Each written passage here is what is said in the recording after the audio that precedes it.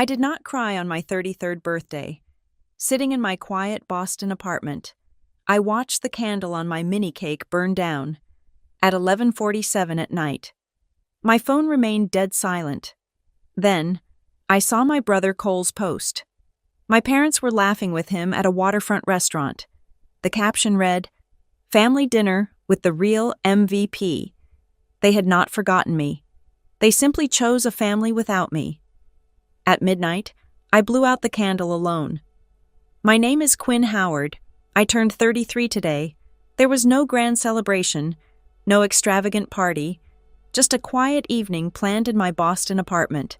The dining table was wiped spotless, reflecting the warm, dim light of a single overhead bulb. At the center sat a miniature vanilla bean cake, carefully unboxed from the bakery down the street, and a bottle of Pinot Noir I had been saving for a decent occasion. I had set out one plate, one fork, and one wine glass, arranging them with the same meticulous precision I applied to my job as a senior revenue operations manager at Blue Lattice Signal Works. Earlier in the day, I had maintained a flawless facade of casual contentment.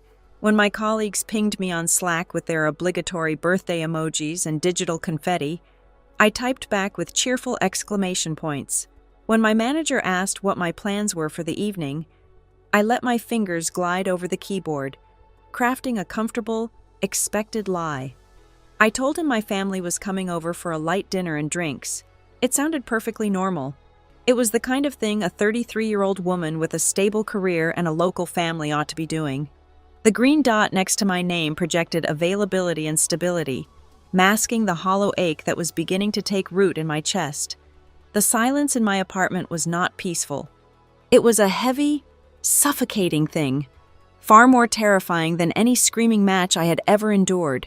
A screaming match implies engagement, a clash of passions or grievances. Silence is merely an absence. It is the void left behind when people simply do not care enough to make a sound. My phone sat face up on the edge of the kitchen island. Throughout the morning and afternoon, it remained agonizingly still. No calls, no texts, as daylight faded into dusk, and dusk surrendered to the deep navy blue of a New England night. The device became a cruel psychological experiment. Every occasional vibration sent a jolt of electric hope straight to my heart. I would lunge for it, my breath catching, only to find a promotional email from a clothing store offering 20% off, or an alert from a food delivery app telling me my dinner could be there in 30 minutes. With each false alarm, the hope curdled into a deeper, more profound humiliation. I was a grown woman, a senior corporate strategist, reduced to begging for a digital breadcrumb of affection from the people who shared my blood. The clock on my microwave glowed neon green. 11:47 at night, 13 minutes left of my birthday. The screen of my phone remained a black, empty mirror, not a single word from my mother. Denise, not a brief call from my father. Randall, not even a sarcastic, low-effort text from my older brother. Cole, in a moment of pathetic weakness, I broke my own rule. I unlocked my phone and opened Instagram. I told myself I was just mindlessly scrolling, but my thumb knew exactly what it was searching for, and there it was, sitting at the very front of the stories queue, a glowing ring around Cole's profile picture. I tapped it. The screen illuminated my dark living room with the warm, golden lighting of a high-end waterfront restaurant. The camera panned across a table laden with seared scallops, artisanal cocktails, and half-empty wine glasses, and then, the faces. My mother, leaning in and laughing with her eyes crinkled in genuine delight. My father, raising a glass of amber liquid to the camera, looking relaxed and proud. Finally, the camera flipped to Cole, who gave a smug, easygoing salute. The text overlaid on the video hit me harder than a physical blow. Family dinner with the real MVP. The video looped, once, twice, 3 times. The sound of their laughter echoed from my phone speaker, filling the dead air of my apartment. This was not an oversight. This was not a case of misplaced calendars or busy schedules. You forget a birthday when you are overwhelmed with work or distracted by an emergency. You do not forget a birthday when you are actively organizing a celebratory family dinner on the exact same night. They had not forgotten me. They had actively, consciously chosen to assemble a version of our family that simply did not include me. I stared at the screen until it went dark, then set the phone back down on the counter. I did not cry. There were no tears, no dramatic breakdown on the hardwood floor. Instead, a bone-deep, icy clarity washed over me. I walked over to the dining table and struck a match. The sulfur flared, smelling sharp and acrid. I lit the single, solitary candle sitting atop the miniature cake. The tiny flame flickered, casting long, wavering shadows against the walls. I looked at the empty chairs around the table. For years, I had been the safety net. I was the one who quietly transferred funds when the mortgage was short.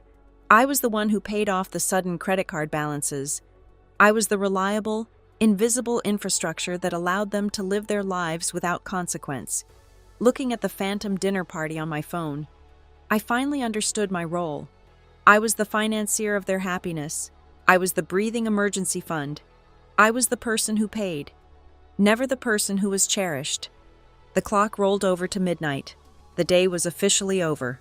I leaned forward and blew out the candle. The thin trail of gray smoke drifted up toward the ceiling and vanished.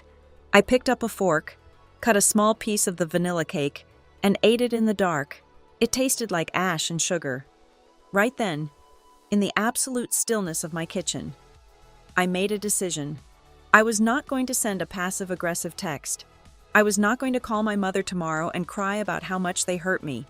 I was not going to demand an apology that would inevitably be framed as my fault for being too sensitive. I was going to do absolutely nothing. I decided to match their silence with my own. I would not call. I would not text. I would not utter a single word about my birthday. I would close the vault, shut the doors, and simply wait in the dark to see exactly how long it would take for them to realize that their bank account had a name, a pulse, and a limit. Exactly 1 week passed. 7 full rotations of the Earth. 168 hours of absolute, unbroken radio silence from my parents and my brother.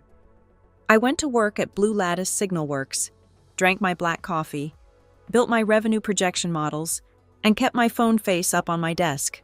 Nothing. Not a single missed call. Not a stray text asking how my week was going. The void was palpable, a physical weight pressing against my ribs every time I woke up in the morning. Yet, I held my ground. I operated like a machine, efficiently executing my daily tasks while a quiet, cold war raged inside my head. It happened on a Tuesday during my lunch break. The office was relatively quiet, most of my team having gone down to the cafeteria. I was eating a bland salad at my desk, reviewing a quarterly performance deck on my secondary monitor, when my phone screen suddenly lit up. A banner notification flashed across the glass. It was the family group chat, ironically named the Howard clan. I felt a sudden, involuntary spike of adrenaline, a pathetic, lingering hope that maybe they had realized their mistake. My heart hammered against my sternum as I tapped the screen. It was Cole. He did not say hello. He did not ask how I was doing. He did not acknowledge the glaring gap in our communication. Instead, he dropped a glossy, high-resolution web link into the chat. The thumbnail image showed a massive, blindingly white cruise ship cutting through glacial blue waters under a pristine sky. A 7-day luxury Alaskan voyage. Right beneath the link, Cole typed his pitch. Check this out. I have been putting together the ultimate family experience. We all need to get away and recharge. Before I could even process the sheer absurdity of the message, my mother, Denise, chimed in. Her texts arrived in rapid succession, buzzing aggressively against my wooden desk. Oh my goodness. Cole, it looks absolutely breathtaking. Those glaciers. A second later, another message popped up. This is exactly what we need. The family needs healing. A true bonding trip to reconnect. Healing. Reconnect. The words felt like coarse sandpaper scraping against my brain. They were talking about a family vacation, planning a grand gesture of unity, while casually ignoring the fact that they had excised me from their reality just 7 nights prior. Then came the killing blow. My phone buzzed again. This time, it was not a casual text message. It was an automated email notification forwarded directly into the chat, accompanied by a PDF attachment. I downloaded the file, my thumb hovering over the document. I opened it. It was a formal, digitally generated invoice. The header featured the slick, minimalist logo of Cole's latest imaginary venture, his so-called brand strategy studio. Billed to Quinn Howard. I scanned down to the itemized list, my eyes dragging across the screen. There, in crisp black and white typography, was the description: family share, parents' suite, upgrade plus port excursions, and at the bottom, the total due, $3,500.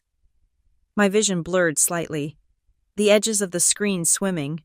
I forced myself to reread the document. It was not a polite, sibling request to chip in for a nice gift. It was a bill. It was formatted like a corporate mandate, complete with a payment portal link and a bolded red note at the bottom. Payment due within 48 hours. Late fee of 5% applies thereafter. A late fee. My own brother was threatening me with a financial penalty for a vacation I was not even consulted about. A trip I was clearly not invited on. Back in the group chat, Cole sent a follow-up text. He adopted the breezy, confident tone of a benevolent executive delegating a minor administrative task to an intern. Hey Quinn, just sent over the breakdown for your half. You cover this part for Mom and Dad's upgrade and the helicopter tour, and I will reimburse you after my brand consulting contract comes in next month. So hyped for this. I sat perfectly frozen in my ergonomic office chair, the corporate hum of blue lattice signal works, the distant chatter of colleagues, the whir of the air conditioning. It all faded into white noise. I stared at the bright, glowing screen until my eyes burned and watered. There was no mention of my birthday. There was no belated apology for ghosting me on the one night of the year that was supposed to be mine. There was no inquiry about my well-being, no checking to see if I was alive or dead. The absolute audacity of it stole the breath straight from my lungs. They had ignored my existence until the exact moment they needed a cash injection. To them, I was not a daughter, I was not a sister, I was a breathing, walking corporate account, a reliable line of credit that never asked for interest or affection. Cole's promise of reimbursement was a transparent ghost. Over the past 9 years, I had bankrolled his podcast equipment, his dropshipping inventory, and the legal filing fees for his endless string of limited liability companies. I had never seen a single dime returned to my bank account. This was the established dynamic. They planned the joy, they booked the luxury, they lived the experiences, and they handed me the check. My fingers hovered over the keyboard. A tidal wave of hot, righteous rage urged me to type a blistering paragraph, to demand an explanation, to scream through the digital ether and tear down their delusions. I wanted to ask how the waterfront dinner was last week.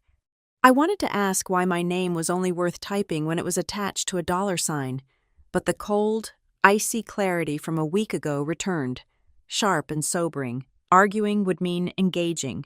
It would mean stepping right back into my assigned role in their drama. If I complained, Cole would call me selfish and cheap. Denise would cry, play the victim, and say I was ruining the family healing process. I would automatically become the villain for refusing to fund their opulence. I closed the text thread. I did not type a single letter. I did not send a single emoji. I refused to give them the satisfaction of a reaction. Instead, I pushed my half-eaten salad aside and pulled my company laptop closer to the edge of the desk. I minimized my work spreadsheets and opened a new, secure browser window. For years, I had operated on blind, familial trust. I had set up automated monthly transfers. I had added my parents as authorized users on my accounts. I had funded the joint emergency safety net without ever once looking at the detailed ledger, trusting that the money was there for a medical crisis or a true disaster. My hands were shaking now, but not from sorrow or rejection. It was the precise, electric adrenaline of an auditor who had just realized the books were cooked. I typed in the web address for my primary banking portal, entered my complex alphanumeric password, and prepared to look at the one thing in my life that never lied. The numbers, The banking portal took 3 seconds to load. In those 3 seconds, 9 years of history flashed through my mind. The pattern of my financial subjugation did not happen overnight. It began when I was 24 years old. I had just landed my first real salary, a junior analyst role with decent health benefits and a matching retirement plan. I was so incredibly proud, feeling like I had finally secured a foothold in the adult world. That exact same month, my father decided to take an early retirement. In reality, Randall got into a petty screaming match with his shift supervisor at the manufacturing plant and walked off the floor, throwing his hard hat into a dumpster. A week later, my mother called me. I remember the precise pitch of Denise's voice, frail, trembling, and weaponized with maternal desperation. She begged for help covering their monthly mortgage payment. She swore it was a temporary setback. Just this once. Quinn. She had sobbed through the receiver. We just need a bridge until your father figures things out. I paid the mortgage. I thought I was being a dutiful daughter, throwing a life preserver to the people who had raised me in a modest suburban home. But just this once morphed into a permanent, undeniable subscription to their survival. The mortgage payment quietly bled into the winter heating bills when the bitter Massachusetts freeze set in. Then came the transmission replacement for Randall's aging pickup truck. Then it was the sudden, unexplained hike in their insurance premiums, the minimum payments on Denise's maxed-out department store credit cards, and a brand-new stainless steel refrigerator, because the old one was making a funny humming noise. It was a slow, methodical bleed. I never saw a single dollar of that money returned. While my parents treated me like a municipal utility company, Cole treated me like an angel investor with absolutely zero voting rights. My older brother was a man of infinite, exhausting potential. He never held a standard, 9-to-5 job. Instead, he operated in grand phases.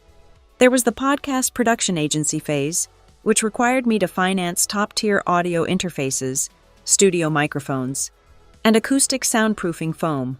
Then came the e-commerce dropshipping era, where my credit card absorbed the cost of pallets filled with cheap, imported junk. That was followed rapidly by a brief stint as a holistic mindset coach. Now, it was the brand strategy studio.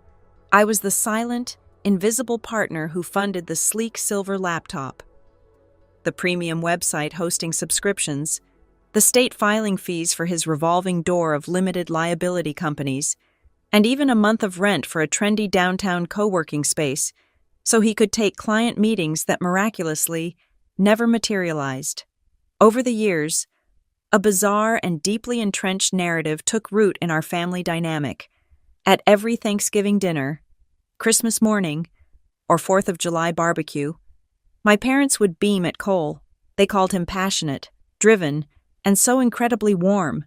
He was the golden boy chasing the modern American dream, constantly on the verge of his big break. I, on the other hand, was the cold, calculating corporate drone. Whenever I tried to share a professional milestone, like my promotion to senior manager or a successful software rollout, Denise would offer a tight, polite smile, pat my hand, and smoothly change the subject back to Cole's latest imaginary consulting contract. They viewed my income as sterile, a natural, emotionless byproduct of a soulless career. Because I wore blazers and looked at spreadsheets, my money was simply a resource to be mined. Cole's endeavors, however, were artistic, noble, and worthy of celebration. Sitting in my office at Blue Lattice Signal Works, staring at the spinning loading icon on my screen, I finally diagnosed the disease. We were not a traditional family. We were a highly dysfunctional, twisted corporation. I was the sole source of venture capital, pumping endless liquidity into a failing enterprise. Cole was the head of public relations, spinning intoxicating narratives of future wealth and success to keep the investors happy. Randall and Denise were the complacent board of directors, happily voting to distribute my hard-earned dividends to themselves while ignoring the company's impending bankruptcy. The screen flashed white, pulling me violently back to the present. The dashboard of my financial life populated across the monitor. I bypassed my personal checking and investment portfolios, clicking directly into the joint emergency savings account. This was the sacred vault, I had set it up specifically for my parents, funding it with an automatic transfer on the first day of every single month. It was designated exclusively for catastrophic medical deductibles, sudden home repairs, or genuine life-altering emergencies. I had trusted them implicitly, never auditing the balance, simply trusting that the safety net was resting securely beneath them. I pulled up the transaction history for the past 6 months. The ledger filled the screen, row after row of black text and red minus signs. I leaned closer to the monitor, my brow furrowing in deep confusion. The total balance was terrifyingly low, hovering just above zero, but the missing funds were not what made the bottom of my stomach drop out. It was the descriptions printed next to the outbound transfers.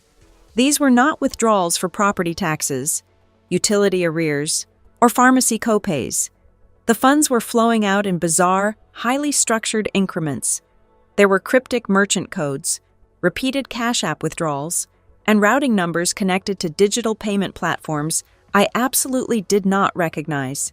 The money I had bled for, the funds I had sacrificed my own peace of mind to provide, was not sitting idle in a vault.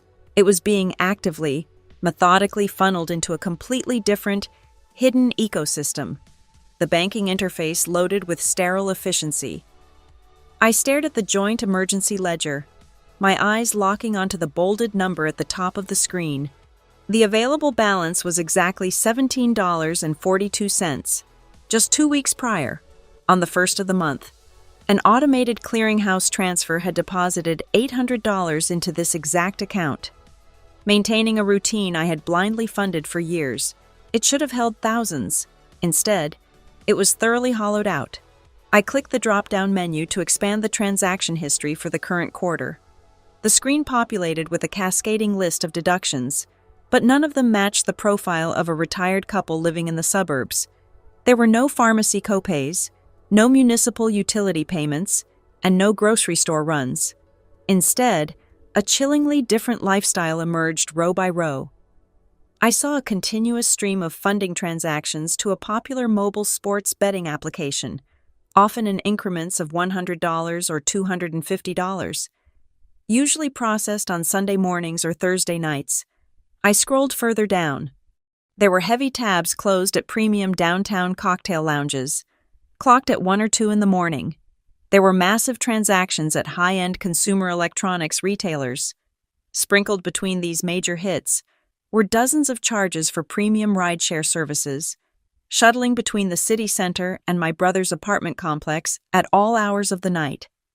My 60-something parents were not gambling on professional football or drinking top-shelf liquor until closing time. This was Cole. The emergency vault had been functioning as his personal discretionary slush fund. A sharp, metallic taste flooded my mouth as I navigated to the custom date filter. I clicked the calendar icon and selected the exact date of my 33rd birthday. Exactly 7 days ago. I hit enter. A single, glaring transaction isolated itself on the white background. It was the name of the upscale waterfront seafood restaurant from the Instagram video. The total charge was $428.60. The timestamp proved it was processed while I was sitting alone in my dark apartment, watching a candle burn down. I had quite literally financed the dinner where my family celebrated my exclusion. I paid for the seared scallops. I paid for the artisanal cocktails. I paid for the privilege of being forgotten. My heart rate remained dead and steady. I was no longer a grieving daughter. I had crossed a threshold, entering a cold, clinical state of operational focus. I was a system administrator investigating a massive data breach within my own life. I opened a new tab and logged into my primary credit card portal. I bypassed my personal spending summary and navigated straight to the authorized user management console. I clicked on Denise's profile. At the very top of her activity log sat a massive pending authorization. It was from a major international luxury cruise line. The timestamp on the pending charge was logged a full 72 hours before Cole even dropped the glossy Alaskan itinerary into our family group chat. They had not asked for my financial help. They had already used my credit line to secure their suite upgrade. I minimized the banking window and pulled up the digital invoice Cole had emailed me just minutes ago. Something about the document had bothered my subconscious. It was too polished, too automated. I scrutinized the payment gateway embedded at the bottom of the PDF. I clicked the small hyperlink labeled Manage Billing Profile. A secure browser window opened, revealing a customer portal hosted by a third-party payment processor. The system automatically populated a masked credit card number under my name, showing only the last 4 digits. I recognized those 4 digits instantly. It was my secondary travel rewards card. I had used that specific card 8 months ago to pay for his web hosting service when his brand strategy studio was just a concept. Cole had kept my credit card information saved as the default payment method within his own business invoicing software. The $3,500 invoice he sent was not a polite request for a sibling contribution. It was a receipt for an automated, fraudulent charge he was actively attempting to push through my stored credentials. He had framed it as a family share to make me feel obligated. Knowing full well he was just trying to bypass my consent entirely, the audacity was so profound it bordered on sociopathy. I opened my digital clipping tool. Working with surgical precision, I captured high-resolution screenshots of everything. I clipped the sports betting charges, the late-night ride shares, the pending luxury cruise authorization, and the fraudulent payment profile holding my stolen credit card data. I dropped every single image into a newly created, encrypted folder on my local drive. I was building a forensic paper trail. Then, the lockdown commenced. I moved through my digital infrastructure like a phantom, severing connections and sealing off vulnerabilities. I clicked back to the joint emergency ledger and hit the red button labeled Freeze Account. The status icon shifted from active to locked. I switched back to the credit card portal, selected Denise's authorized profile, and clicked Revoke Access. A prompt asked if I wanted to permanently deactivate her physical card. I clicked Confirm. I navigated to my primary checking dashboard and systematically canceled every single recurring auto-pay transfer associated with their names or their property. The financial quarantine was complete, but I was not finished. I opened a new browser tab for my mobile service provider. I logged into the Family Plan Management page. 3 secondary lines sat under my primary billing account. I clicked Remove Line for my father. I clicked Remove Line for my mother. I clicked Remove Line for my brother. The system generated a warning stating they would lose all cellular service and data access at midnight. I confirmed the action without a fraction of a second of hesitation. I opened my password manager. I generated complex, randomized strings of characters and initiated forced network logouts across the board. I changed the master passwords for my premium streaming services, locking them out of my digital entertainment. I changed the access keys for my cloud storage arrays. I logged into the State Transit Authority portal and unlinked the electronic toll collection pass associated with my father's license plate. I stripped away every single invisible luxury I had provided them over the last decade. When the digital purge was finally complete, I picked up my phone. I opened the group chat. I did not draft a paragraph explaining my pain. I did not demand an apology or threaten legal action. I attached a single image from my camera roll. It was the cropped screenshot of the $428.60 restaurant charge from the night of my birthday, highlighting the merchant name and the timestamp. Beneath the image, I typed 2 words, account closed. I hit send. Before any of them could even open the notification, I navigated to their individual contact profiles. I blocked Cole. I blocked Denise. I blocked Randall. I blocked them on regular text, on messaging applications, and on every social media platform I possessed. I set my phone face down on the desk, picked up my quarterly performance deck, and went back to work. It took exactly 4 minutes for the digital barrage to commence, though I had severed the direct lines of communication. The operating system of my smartphone still logged the attempts. A silent badge on my screen began to tick upward, registering 1 blocked call, then 3, then 7. Shortly after, the voicemail indicator illuminated. They were panicking. The structural integrity of their financial ecosystem had just collapsed, and the shockwaves were hitting them in real time. I ignored the phone and focused on my secondary monitor. A notification popped up in my personal email client. My mother had bypassed the blocked phone numbers. The subject line was written in all capital letters, spelling out the word emergency. I opened the message. The text was a masterclass in weaponized vulnerability designed to drag me right back into the role of the designated firefighter. She wrote that they were standing at the pharmacy counter and her card was declining. She claimed my father urgently needed his blood pressure medication and that the pharmacist was looking at them like criminals. She begged me to unlock the account just for today, promising we could talk about my feelings later. It was a targeted strike at my conscience. I did not reply. I created a new folder on my encrypted drive titled Incident Log and dragged her email directly into it. 2 minutes later, another email arrived. This one was from Cole. The polite, breezy tone he had used previously was entirely gone. His message was a frantic, aggressive block of text. He called me a selfish, childish brat throwing a tantrum over a misunderstanding. He flatly denied the reality of the dinner, claiming they were just meeting a potential client of his who happened to choose that specific location, and that I was twisting the narrative to play the victim. He ended the email with a direct threat, stating that if I did not restore the phone lines and the joint funds by 5 o'clock that evening, I would be dead to them. He thought the threat of abandonment would break me. He did not realize I had already emotionally buried that relationship. I dragged his email into the master folder right next to our mother's. I opened a blank document and began to build a chronological timeline. I worked with the same clinical detachment I used when auditing a flawed revenue pipeline. I cataloged the dates, the bank transfers, the invoices, the time-stamped screenshots, and the incoming hostile emails. I was no longer engaging in a sibling rivalry or a family dispute. I was compiling a dossier.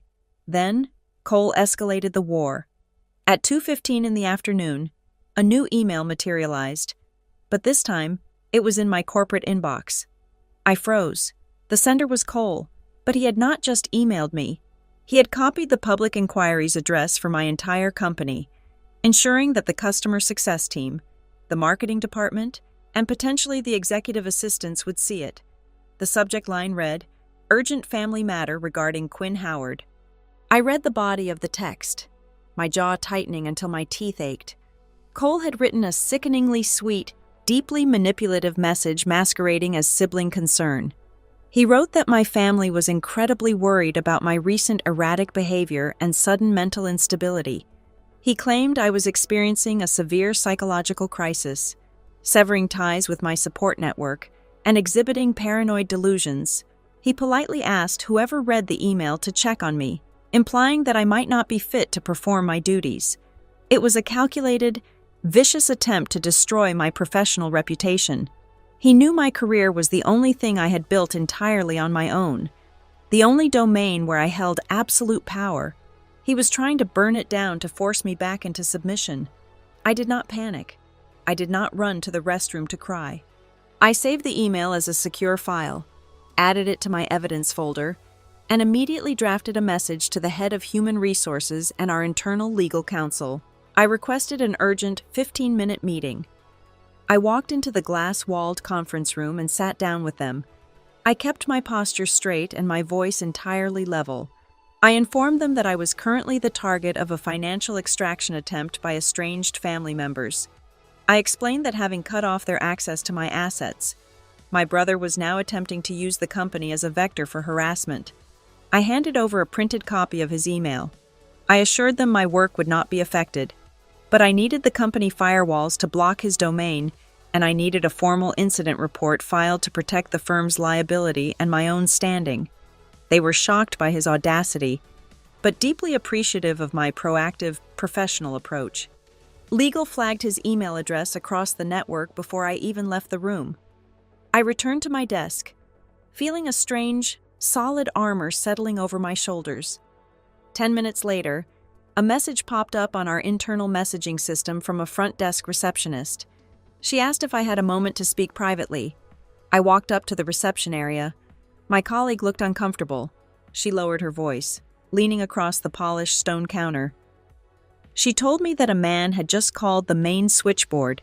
He had introduced himself as a licensed family counselor, He told the receptionist he was trying to coordinate an emergency intervention session and needed to know exactly what time I got off work and which parking garage I used. The receptionist, trained in corporate security protocols, had refused to provide any schedule details and hung up, but the implication hung heavily in the air between us. This was no longer a desperate grab for cash. This was a sophisticated, aggressive stalking campaign. Cole was actively trying to corner me in a physical space when I was vulnerable. He was trying to bypass my digital blockades by bringing the confrontation to the physical world, leveraging the authority of a fake medical professional to extract my location data. I thanked my colleague, asked her to log the exact time of the call, and requested that building security be notified not to admit anyone under the name of my parents or my brother. Walking back to my desk, the reality of the situation crystallized with absolute clarity. I sat down and added the fake counselor incident to my growing timeline. I downloaded the audio files of the voicemails my phone had intercepted, backing them up to 3 separate secure locations. I was preparing a comprehensive portfolio for a civil harassment case. For the first time in my entire adult life, the paralyzing, suffocating fear of losing my family completely vanished. The emotional tether had been cleanly severed. Looking at the mountain of evidence I had just compiled, I did not see a mother, a father, and a brother. I saw a coordinated threat. I saw a liability. I did not feel heartbreak or sorrow. I only felt an overwhelming, fierce necessity to defend my personal boundaries with the exact same ruthless efficiency I would use to protect a corporate bank account from an external fraud syndicate. I was ready for whatever move they tried next. The digital blockade I had erected around my immediate family was solid, but I had underestimated the permeability of the extended network. Cole, realizing he was entirely cut off from the direct source of his funding, pivoted his strategy. He took the war public. It started on a Thursday evening. A notification pinged on my tablet from Facebook, a platform I rarely checked. A cousin I had not spoken to in 3 years had tagged me in a lengthy, melodramatic comment thread. I clicked the alert and found myself staring at a public status update Cole had posted just 2 hours prior. He had crafted a masterpiece of vague, emotional manipulation. He wrote about the heartbreak of watching a successful sibling lose their moral compass. He lamented how money and corporate ambition could poison a person's soul, causing them to turn their back on the very parents who had sacrificed everything to raise them. He did not explicitly name me, nor did he mention the exact financial details. But the implication was clear and devastating. He was painting a portrait of a greedy, ruthless woman abandoning her aging, vulnerable family members. The comment section was a feeding frenzy of misplaced sympathy. Aunts, uncles, and distant relatives from across the country were chiming in. Within an hour, my secondary messaging apps began to light up. Messages slipped through from relatives I had not yet thought to block. Aunt Susan told me that blood is thicker than water. Uncle Robert sent a preachy paragraph about how money is just paper, but family is forever. They were parroting the exact narrative Cole had spoon-fed to them, completely blind to the reality of the situation. A burning, violent urge gripped me. I had the master folder sitting right on my desktop. I had the time-stamped restaurant receipt from the night they abandoned me. I had the logs of the sports betting deposits, the late-night ride shares, and the fraudulent invoice attempting to steal $3,500. I could take screenshots of every single document, upload them to a public album, and tag every hypocritical relative in the thread. I wanted to watch Cole's carefully constructed image burn to the ground in real time. But I pulled my hand away from the mouse. I am a data strategist. I know how information is consumed. The public does not read spreadsheets. They do not analyze merchant category codes or cross-reference timestamps. They react to raw emotion. If I retaliated by dumping a mountain of financial forensics onto a social media platform, I would not look like a victim seeking justice. I would look unhinged, petty, and vindictive. It would only validate Cole's narrative that I had lost my mind. I had to remain the ice to his fire. Then, the universe handed me a gift wrapped in digital incompetence. My phone buzzed with a message from Aunt Marlene, my mother's older sister. Marlene was notorious for struggling with basic technology. She sent me a long, lecturing message demanding I call my mother immediately to apologize. But beneath her text was a forwarded attachment. She had been trying to send me an inspirational quote, but instead, she had accidentally forwarded a screenshot taken from a completely different, hidden group chat containing the extended family. I opened the image. It was a direct message from Cole to the rest of the relatives.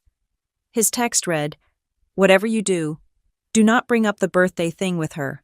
She is just using that as a distraction to make us look bad. Keep the focus entirely on the fact that she cut off Mom and Dad's lifeline out of nowhere. We need to pressure her into turning the accounts back on before the weekend." I stared at the screen, a slow, cold smile spreading across my face. I took a high-resolution capture of Marlene's mistake. I now had definitive, irrefutable proof that Cole was not just reacting emotionally. He was actively, calculatingly driving a smear campaign. He knew exactly what he had done on my birthday, and he was deliberately orchestrating a cover-up to keep the extended family weaponized against me. This was no longer a domestic dispute. It was a coordinated harassment and defamation campaign. I closed my social media applications and opened a search engine. I did not look for a high-profile corporate lawyer. I needed a street fighter. I found a pragmatic, no-nonsense civil litigation attorney downtown who specialized in predatory personal debt, financial abuse, and family harassment. I sat in her office the following morning. I did not cry. I did not complain about my childhood. I simply handed her a physical binder containing my timeline.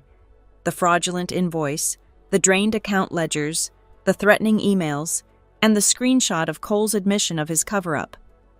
She flipped through the pages, her expression remaining perfectly stoic. When she reached the end, she looked up and told me I had built a better evidentiary trail than most private investigators. By 3 o'clock that afternoon, my attorney took control of the narrative. She drafted and dispatched 2 formal documents via certified mail and email to Cole, with copies sent to my parents. The first was a comprehensive cease and desist letter, legally demanding an immediate end to the harassment, the defamatory social media posts, and the attempts to contact my employer. The second document was far more aggressive. It was a preservation of evidence notice.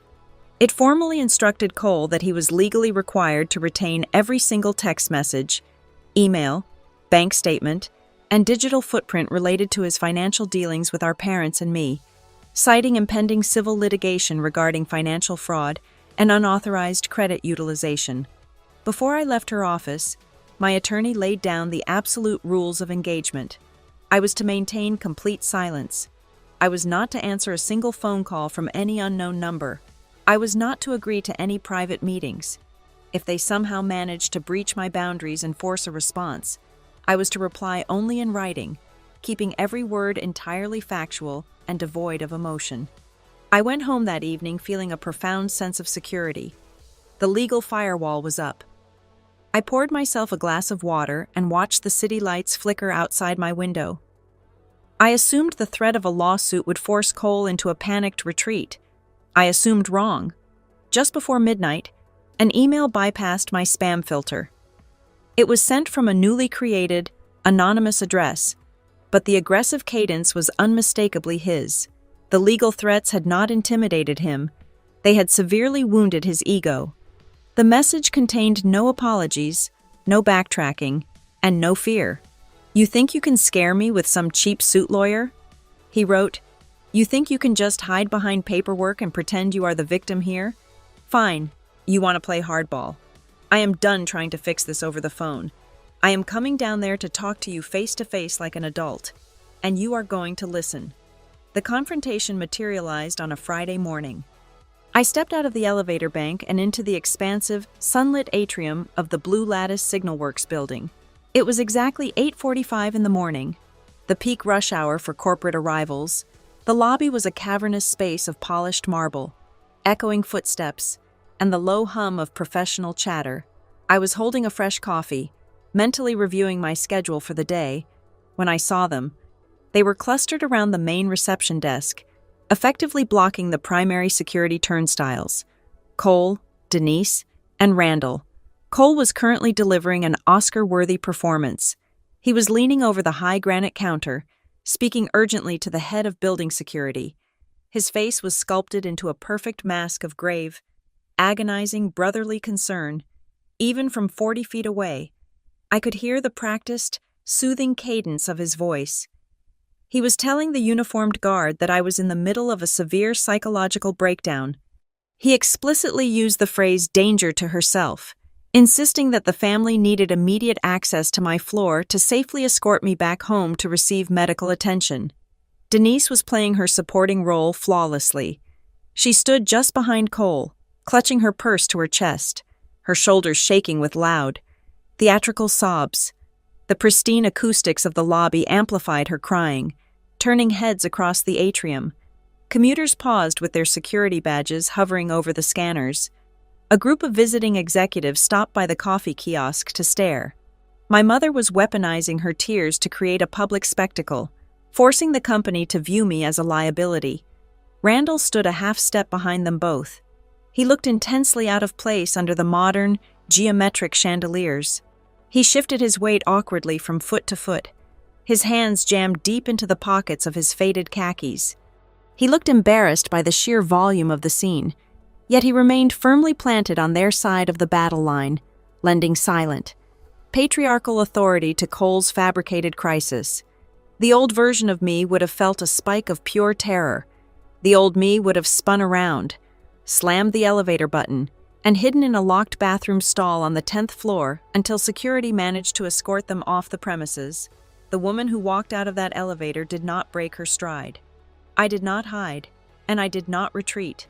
I walked directly toward the epicenter of their manufactured drama. My heels clicked a steady, rhythmic, and unhurried cadence against the marble floor. Cole spotted my approach first. His eyes widened, an entirely fake expression of profound relief washing over his features. He immediately pivoted away from the security desk and threw his arms wide open. He took 3 large, aggressive steps toward me, moving in to envelop me in a tight physical embrace. He was trying to trap me in the visual optics of a loving, concerned family rescuing a sick relative right in front of my colleagues. I stopped my forward momentum exactly 3 feet away from him. I did not step back. I simply raised my right hand, palm facing outward, fingers rigid. It was a universal, unmistakable command to halt.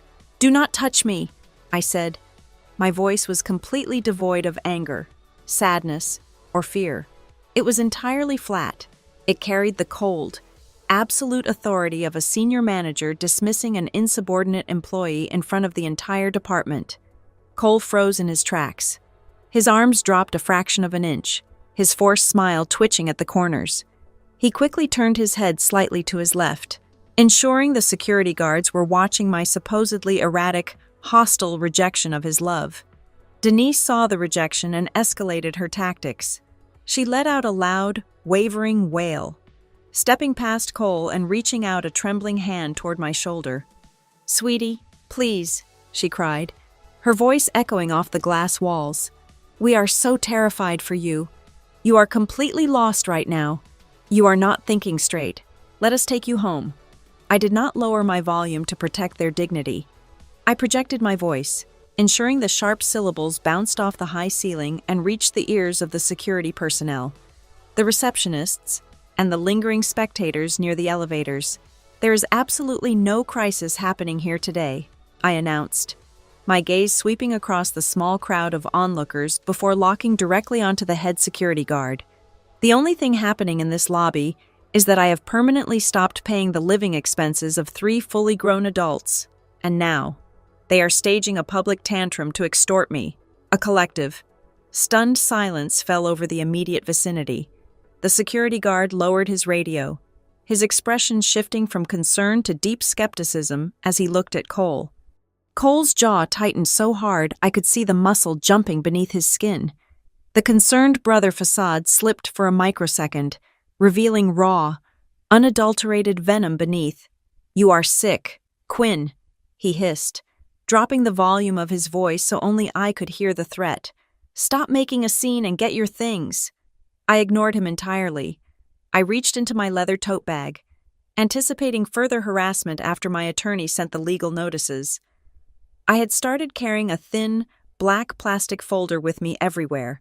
I pulled it out, flipped the cover open, and extracted 2 crisp, color-printed sheets of paper. I stepped smoothly past Cole, ignoring his presence entirely, and walked right up to the granite reception desk.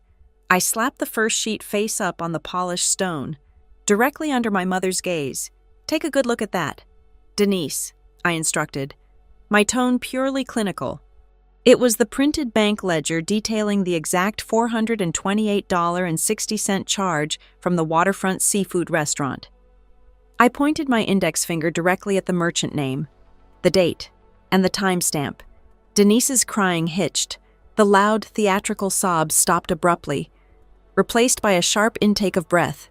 She looked down at the paper, her eyes scanning the bold black ink, her brow furrowed in genuine, unscripted confusion.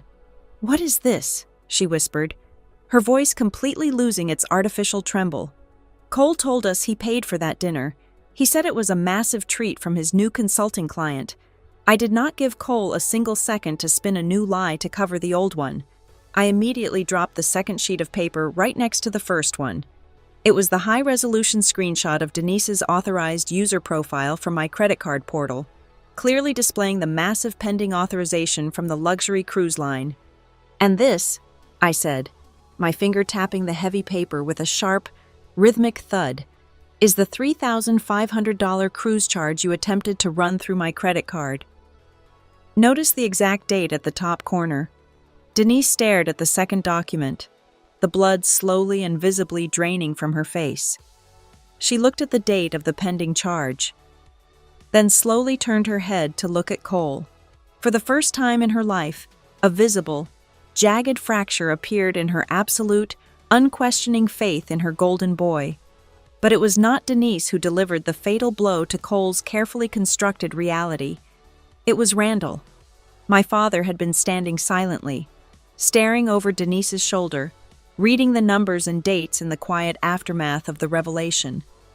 He suddenly cleared his throat, the sound rough and dry in the quiet lobby. He looked up at his son, his eyes squinting in deep, troubled confusion. "Wait a minute," Randall said, his voice slow and heavy, entirely stripping away the drama of the moment. "Cole, this pending charge for the ship. The date printed on this paper says the transaction was processed on Tuesday morning." Cole swallowed hard. I watched his Adam's apple bob nervously. His eyes darted rapidly between Randall, Denise, and the unblinking, judgmental stare of the building security guard. "Dad, it is just a clerical error from the booking agent."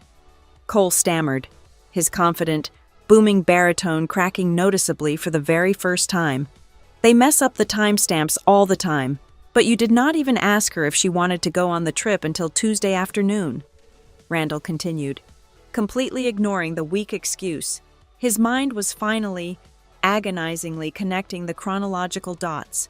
"You ran her card before you even sent that glossy itinerary to our group chat. You told your mother and me that Quinn had already agreed to upgrade our suite before you booked it." For the first time in his entire life, the golden boy had absolutely nothing to say. He stood frozen under the geometric chandeliers, his mouth slightly open, the grand illusion of his success and generosity shattering into 1,000 pieces right there on the marble floor. The aftermath of the lobby confrontation did not result in immediate apologies. Instead, the public humiliation shattered the foundational myth of our family, forcing a reluctant, agonizing compliance.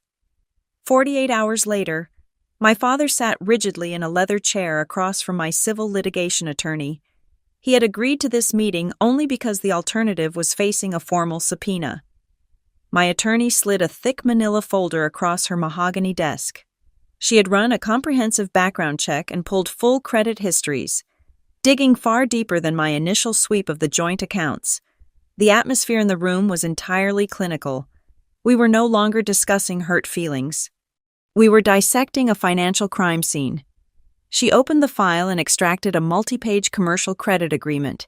It was for a small business revolving line, registered to the brand strategy studio my brother claimed to be operating. "Look at the guarantor signature on page 4, my attorney instructed, her tone perfectly flat. My father leaned forward, adjusting his reading glasses, all the color instantly drained from his weathered cheeks. It was his own digital signature, time-stamped exactly 14 months ago. Randall swallowed hard, his hands trembling slightly as he held the document. He confessed, his voice barely above a whisper, that Cole had brought a tablet to the house one Sunday afternoon. My brother had framed it as routine paperwork, claiming he needed a secondary reference to secure a better interest rate for his business equipment. He had rushed Randall through the electronic prompts, promising it was just a formality. My father, prioritizing his son's ambition over basic financial literacy, had blindly signed his name without reading a single clause. The deception went much deeper. My attorney pulled out a flow chart she had mapped out, using the partial banking records we had recovered. The $800 I faithfully deposited into the joint emergency fund every single month was not merely being siphoned for late-night rideshares and sports bets. That was only the overflow. The primary function of my monthly deposit was to cover the minimum corporate payment on Randall's fraudulent business account. Cole was using my money to keep the commercial credit line out of default, thereby protecting his own access to a massive pool of borrowed capital. My father realized in that exact moment that his passivity had transformed him from a victim into an unwitting accomplice. He had handed Cole the keys to my vault to facilitate his own financial ruin. The weighted silence in the office was broken by the sound of the heavy wooden door opening. My mother, Denise, walked in. She had been waiting in the reception area, too ashamed to participate in the financial audit, but she was not empty-handed. She clutched a slightly crushed lavender paper gift bag. Her eyes were completely dry, devoid of her usual theatrical tears. Instead, she looked hollowed out. She placed the bag on the polished conference table and pushed it toward me. I recognized the handwriting on the attached envelope immediately. It was my own, 2 months ago. For her 60th birthday, I had ordered a custom-engraved silver bracelet she had admired in a catalog. I had mailed it directly to the house with a heartfelt card. I never received a thank you text, a phone call, or even an acknowledgement that it had arrived. At the time, I had simply added the slight to the mounting pile of evidence that they did not care about me. Denise spoke, her voice cracking with raw, unvarnished pain. She explained that she had gone out to the driveway that morning to look for a missing insurance document in the trunk of Cole's sport utility vehicle, which he frequently parked at their house, hidden beneath the spare tire compartment, buried under a pile of old gym clothes. She had found the lavender bag. The envelope was still perfectly sealed. "He hid it," Denise whispered, looking at the silver bracelet now resting on the mahogany table. "He intercepted the mail carrier. He took the package and shoved it in his trunk. For 2 months, he sat at our dinner table and told me that you were too obsessed with your corporate career to even send a card for my milestone birthday. He told us you were cold. He told us you did not love us anymore." The financial fraud had broken my father, but this physical piece of evidence broke my mother. This was no longer a story of an ambitious son cutting corners to fund his dreams. It was a calculated, predatory campaign of emotional isolation. Cole had actively engineered a wedge between us to ensure he remained the sole focus of their loyalty, keeping the financial pipeline completely under his control. I looked at my parents. They were broken, aging, and stripped of all their grand illusions. I felt a brief, sharp pang of pity, but I immediately smothered it beneath the heavy armor of self-preservation. I did not raise my voice. I did not scream at them for being foolish enough to believe his lies. I offered them a singular, binary choice. My attorney placed a freshly printed legal document between them. It was a sworn affidavit. "This document outlines the absolute truth," I said, maintaining direct eye contact with Randall. "It states that Cole misused the emergency funds without my knowledge, that he fraudulently used my credit profile, and that he secured commercial debt under false pretenses. You have 2 options right now. You sign this affidavit, formally testifying to his actions, or I leave this office, file a civil lawsuit, and name both of you as co-defendants in a conspiracy to commit fraud." There was no negotiation. There were no pleas for family unity or blood loyalty. The stark legal reality hung in the air, heavy and suffocating. Randall did not hesitate. The patriarchal pride that had kept him tethered to Cole's defense had completely evaporated. He picked up the black ink pen resting on the table. His hand shook, but he signed his name on the bottom line, officially documenting his son's betrayal. Denise followed suit, her signature shaky and uneven, sealing their defection from Cole's fabricated reality. I left the office holding the physical proof of my liberation. The legal net was fully assembled, and my parents were finally on the outside of it, leaving Cole entirely exposed. Later that evening, as I was preparing dinner in my quiet apartment, my laptop chimed with a new incoming message. It was an email from Cole, bypassing my digital blockades by using yet another newly generated address. Despite losing his financial backing, despite the catastrophic exposure in the corporate lobby, and despite his parents discovering his profound manipulations, his arrogance remained entirely intact. He did not attempt to apologize or beg for a truce. The subject line simply read, "Bon voyage." The body of the email was a single, defiant sentence. "You can keep your spreadsheets and your lawyers, but the family is still going to Alaska, and we are setting sail with or without you." He was doubling down, playing his final hand as if he still controlled the board, completely unaware that the ground beneath him had already been permanently condemned. 5 days remained until the massive, blindingly white ship was scheduled to leave the harbor. The countdown had officially begun, and instead of retreating, my brother decided to double down on his delusional reality while I was fortifying my legal and financial borders. Cole was busy curating his digital fantasy, my attorney's paralegal, who was monitoring his public social media presence for our harassment case, forwarded me a screenshot of his latest post. It featured a generic, glossy stock image of an Alaskan glacier. The caption was a masterclass in aggressive denial. "The Howard family remains stronger than ever," he wrote. "We cannot wait to disconnect from the negativity and set sail this weekend. Family first. Always." He was publicly committing to the voyage, but the math simply did not make sense. I had completely frozen his access to the joint emergency vault. I had successfully blocked the $3,500 invoice he had attempted to push through my stored credit profile. A luxury suite upgrade and premium helicopter excursions required immediate, liquid capital. My attorney, utilizing the financial discovery channels we had opened, quickly unraveled his survival strategy. Cole had intercepted our parents' annual federal tax refund, a sum of $4,200 that had been deposited into their primary checking account just days prior. But that was not enough to cover the exorbitant balance he had racked up. To bridge the gap, he had taken out a predatory short-term personal loan with a staggering interest rate.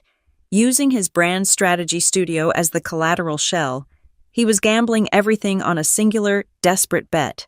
He believed that once they were physically on the ship, smiling in the dining room and taking photos by the glaciers, the resulting financial catastrophe would eventually become my problem to solve. He thought the old dynamic would inevitably reassert itself. He was catastrophically wrong. My legal team struck back with surgical precision. My attorney drafted a formal, comprehensive notice of dispute. She transmitted it simultaneously to the Fraud Investigation Department of my primary banking institution and the Corporate Risk Management Division of the luxury cruise line. The legal directive attached to the documents was explicitly clear. I was not demanding the vindictive cancellation of Randall and Denise's vacation. If they wished to board that vessel using legally obtained funds and their own lines of credit, they were entirely free to do so. However, my demand was non-negotiable.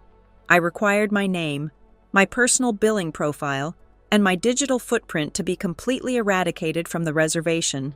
I demanded that the unauthorized pending authorizations be officially coded as fraudulent activity, 72 hours before embarkation. The silence from my parents' house was finally broken, but not by a frantic phone call or a manipulative email. A formal message arrived, channeled strictly through my attorney's office. It was from Denise. There was no theatrical crying this time. There were no desperate pleas for family unity or attempts to drag me back into the role of the designated savior. The exposure of Cole's deep, calculated deception with the hidden birthday gift had fundamentally altered her perception of the war. She asked my lawyer one singular, terrifyingly specific question: exactly how much do we owe her? I sat at my dining room table, the glow of my laptop screen illuminating the dark wood. I opened my master financial spreadsheet. For years, I had deliberately avoided looking at the aggregate total, fearing that the sheer weight of the number would crush me.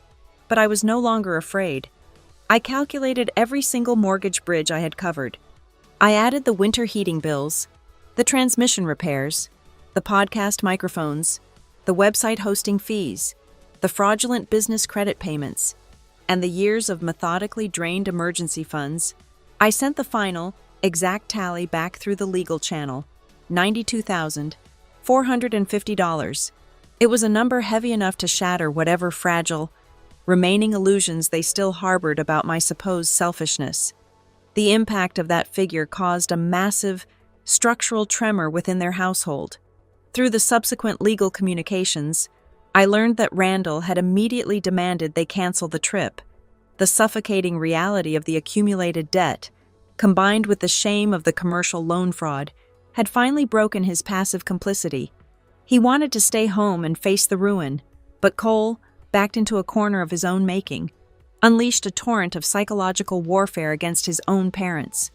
He argued that canceling the voyage at the 11th hour would result in catastrophic public humiliation. He reminded them that the extended family was watching closely, waiting to see if my narrative of their financial abuse was true. If they stayed home, he insisted, they were admitting defeat and proving me right. He told them they had to board that ship to save face, to prove to the world that they were independent and successful without my money. 48 hours before the ship was scheduled to leave port, my phone rang. It was my attorney. She had just received an urgent communication directly from the cruise line's corporate risk management division.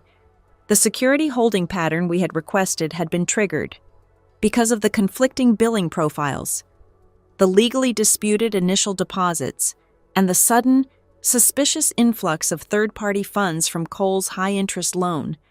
The booking was locked down. The risk desk agent informed my lawyer that they could not, under any circumstances, process the boarding passes digitally. The automated system had flagged the itinerary for severe financial inconsistencies. They required a mandatory, in-person verification at the embarkation terminal. They needed to physically match the credit cards to the identities on the passenger manifest before anyone was allowed to step foot on the gangway. The agent was explicit. If the original account holder, which was me, did not physically authorize the initial transfer, or if the new payment methods failed the final fraud check at the desk, the entire party would be denied boarding by port security. I hung up the phone and looked out the window of my apartment. I could have easily stayed home. I could have let the legal machinery handle the execution from a safe, comfortable distance, simply waiting for the inevitable notification that their boarding had been denied. But simply watching the system reject them was not enough. I had spent 9 years being an invisible, silent financier. I had spent my 33rd birthday sitting alone in the dark while my name was used to fund their joy. I needed this closure to be absolute, physical, and undeniable. I opened my email and sent a brief message to my attorney, instructing her to clear her schedule for Saturday morning. I was going to the port. I was not going down there to pay their balance, and I was certainly not going down there to save their grand family vacation. I was going to walk into that terminal, stand directly in front of the risk management desk, and personally ensure that my name would never be used as a living wallet ever again. The embarkation terminal was a chaotic symphony of rolling luggage, excited chatter, and booming announcements. Saturday morning sunlight streamed through the massive glass windows of the port facility, illuminating the colossal white hull of the ship docked just outside. I walked through the sliding automatic doors with my attorney by my side. I held a single, thin manila folder. I felt no anxiety, no urge to scream, and no desire for a public spectacle. Across the cavernous room, at the priority boarding counter, Cole was putting on the performance of a lifetime. He was dressed in crisp linen trousers and a tailored navy blazer, looking every inch the benevolent, successful son orchestrating a luxury getaway. He was gesturing expansively, trying to charm the stern-faced agent behind the plexiglass barrier. My parents stood behind him, looking exhausted and out of place amidst the jubilant vacationers. My lawyer and I approached the counter just as the agent, a no-nonsense woman with a supervisor badge, was shaking her head. We stepped up, maintaining a deliberate physical distance from my brother. The supervisor glanced at my attorney's business card, then at me. We had an appointment with the risk management desk. She pulled up the disputed reservation on her monitor. The screen reflected in her glasses as she listed the glaring anomalies. She pointed out that the massive suite upgrade fee was authorized against my profile days before I was ever notified. Furthermore, the primary contact email for the financial guarantor was listed under Cole's brand strategy domain, completely bypassing my own verification protocols. Cole immediately tried to seize control of the narrative. He leaned heavily against the counter, flashing a tight, desperate smile. He claimed it was all just a massive misunderstanding. He told the supervisor I was simply having a stressful week and had decided to change my mind about my generous gift at the very last minute. He waved his hand dismissively, acting as if my presence with legal counsel was just an overly dramatic sibling tantrum. I did not argue. I simply opened my thin folder and slid the printed timeline, the time-stamped invoice emails, and the official bank dispute confirmation across the counter. The paper trail was absolute. There was no misunderstanding. It was unauthorized use. The supervisor reviewed the documents, her expression hardening. She informed Cole that my profile was permanently scrubbed from the booking. To release the boarding passes, the remaining balance had to be cleared immediately with a physical card present. Cole turned to Randall, his mask slipping slightly. He sharply instructed our father to hand over his secondary credit card, the one entirely separate from the frozen joint accounts. Randall, looking utterly defeated by the public scrutiny, pulled the plastic from his wallet and handed it to the agent. She swiped it.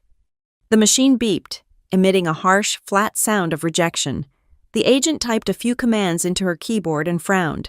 She informed my father that the transaction was entirely blocked by his issuing bank, because his secondary card was linked to the same master profile currently under active investigation for the fraudulent commercial loan.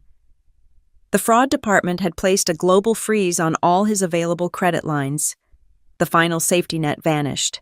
The reality of the situation crashed down upon Cole all at once. There was no secret fund. There was no last-minute bailout. He was trapped at the port with a massive bill he could not cover and a ship he could not board. And right there, in front of the ticket agents, the security guards, and dozens of waiting passengers, Cole completely lost his mind. The charming, successful facade shattered, revealing the raw, entitled parasite beneath. He slammed his fist against the counter. His face flushed a dark, angry red. He spun around and pointed a trembling finger directly at my face. He screamed that I was nothing but a walking automated teller machine, a soulless corporate drone who only existed to write checks. Then, he turned his venom on our parents. He threw his arms up in disgust, his voice echoing off the high ceiling. He blamed them. He yelled that it was their fault for being weak, for not pressuring me the way they always had, for letting me get away with ruining his perfect plan. That single, vicious outburst accomplished what 9 years of my financial suffering could not. It destroyed the illusion forever. Denise physically recoiled, taking 3 steps backward as if she had been struck. She looked at Cole, not as her golden boy, but as a stranger who viewed her simply as a tool to extract my wealth. Randall straightened his posture. The passive, confused older man vanished, replaced by a father who finally saw the absolute ruin his son had brought upon their family. He stepped forward, his voice completely steady and devoid of its usual hesitation. He demanded that Cole hand over the keys to his vehicle, the family financial documents stored in the glove box, and the mobile phone that I was no longer paying for. Cole stared at him, stunned into silence. He realized he had just severed his final lifeline. I stood perfectly still. I did not offer to pay the balance. I did not offer a compromise to save their vacation. I looked directly at my parents, ensuring my voice was clear and resonant. I am not closing the door on my family. I stated simply, I am closing down the system that exploits me. My lawyer tapped her briefcase, signaling that our business was concluded. I turned and walked away from the risk management desk. I did not look back to see Cole's reaction. 10 minutes later, I stood by the curb outside the terminal. Randall and Denise walked out through the automatic doors. They did not board the ship. They had chosen to leave the port with me. We stood in the warm Saturday morning air, and for the first time in a decade, there were no secrets between us. Through my attorney, they formally agreed to sign the structured repayment plan and legally establish the new, ironclad boundaries of our relationship. Cole was left standing alone at the counter inside, surrounded by luggage he could not take anywhere, facing a collapsed booking and a mountain of debt that, for the very first time in his life, he would have to pay himself. That evening, I returned to my quiet Boston apartment. I prepared a simple dinner, poured a glass of wine, and sat down at my dining table. I did not check my phone. I was no longer waiting for a notification, a thank you, or an apology that would never come. The silence in my home was no longer terrifying. It was deeply, profoundly peaceful. I ate my dinner alone, finally living by the cold, beautiful truth instead of a suffocating obligation. Thank you so much for listening to my story. Please leave a comment down below and let me know where in the world you are listening from so we can interact and share our thoughts together. Do not forget to subscribe to the Lily Revenge Stories channel, like this video, and support me even more by hitting the hype button so that the story in this video can be heard by many more people.